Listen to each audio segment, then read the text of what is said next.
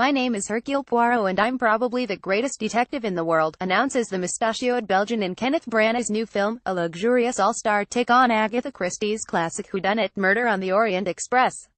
One of Christie's most enduring creations, Poirot's return marks the beginning of a long-overdue big-screen revival for one of the world's most popular mystery writers.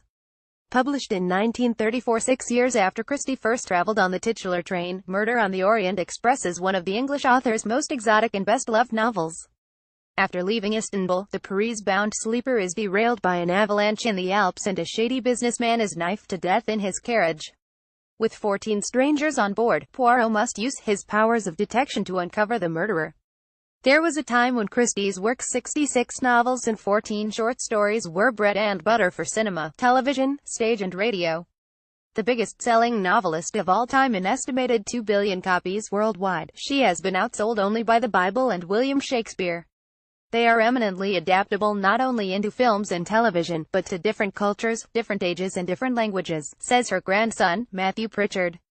In the past, Christie's books have been turned into movies by such acclaimed directors as Billy Wilder, Witness for the Prosecution, and Sidney Lumet, Murder on the Orient Express. Branagh now adds his name to that list, also playing Hercule Poirot, as several characters mistakenly call him, amid a glorious A-list cast that includes Johnny Depp, Michelle Pfeiffer, Willem Dafoe and Dame Judi Dench. It's a roll call every bit as sparkling as Lumet's 1974 version with Albert Finney, whose Poirot, with his timid whiskers, was said to have disappointed Christie, Lauren Bacall and Sean Connery. It was a lineup that first intrigued Branagh when he was a young boy growing up in Belfast. "My first encounter was with their sense of glamour," he recently told The Guardian. "I was pretty intrigued by all the names on those posters." Back then, Christie was big business at the box office, despite the fact that her second husband Max Mallowan claimed she had always been allergic to cinema adaptations. Between 1978 and 1988, Peter Ustinov played Poirot in big-screen adaptations Death on the Nile, Evil Under the Sun and Appointment with Death becoming one of the most memorable incarnations of the detective. On the small screen, it was David Suchet who led Agatha Christie's Poirot, a show that ran for 13 series and 70 episodes, spanning 24 years. Likewise, Christie's spinster sleuth Miss Marple has enjoyed a considerable screen lifespan, with actresses ranging from Margaret Rutherford to Joan Hickson playing the amateur detective over the years. But it's been some time since a major Christie movie.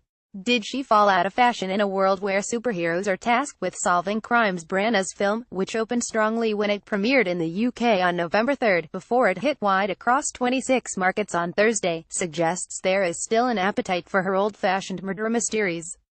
"There is a general feeling that the time is right for there to be Christie on the big screen," says producer James Spring, who is shepherding another of her novels, Crooked House, to cinemas. "It feels like there's a desire to see those movies out there." Crooked House's French director Gilles Pocketbrenner concurs. "The Agatha Christie brand is literally one of the most famous in the world," he says. "But I couldn't even remember the last time I saw an Agatha Christie for cinema." While his film features another gilt-edged cast, including Christina Hendricks, Glenn Close, and Gillian Anderson, the real draw is the book. Said to be one of Christie's favorites, it's also one of the lesser-known of her canon. With Crooked House's screenwriters including Downton Abbey's Julian Fellowes, remarkably the 1949 novel, largely all set on a wealth family estate, has never been adapted for the screen. "It felt like you can actually make a movie where people don't know who the killer is," says Pocketbrenner. "Of course, people who read the book would remember it, but it's not as famous as some of the other books.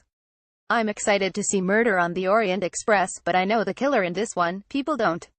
As Gillian Anderson puts it, "Right now, there is a burst of Agatha Christie energy.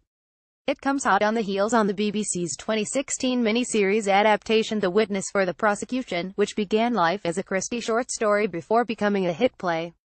Starring Kim Cattrall and Billy Howland, scripted by Sarah Phelps, who previously adapted And Then There Were None for a 3-part series, its harder-edged approach dispensed with the quaint nature of many Christie adaptations.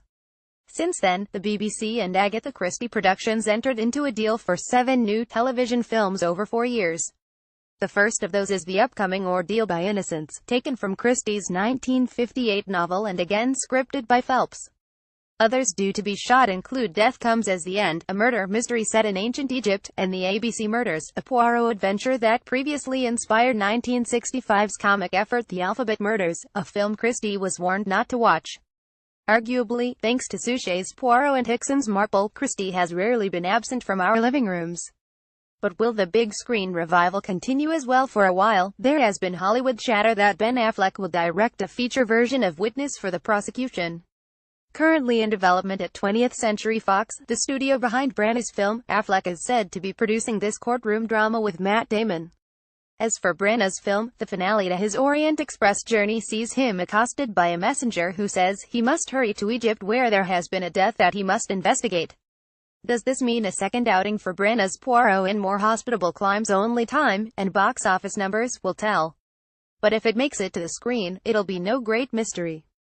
Murder on the Orient Express is out in cinemas now. Read more. Will Beyoncé roar in live-action remake of The Lion King? Ridley Scott dramatically cuts Kevin Spacey from completed movie. First look at the trailer for Salman Khan's film Tigers in the High.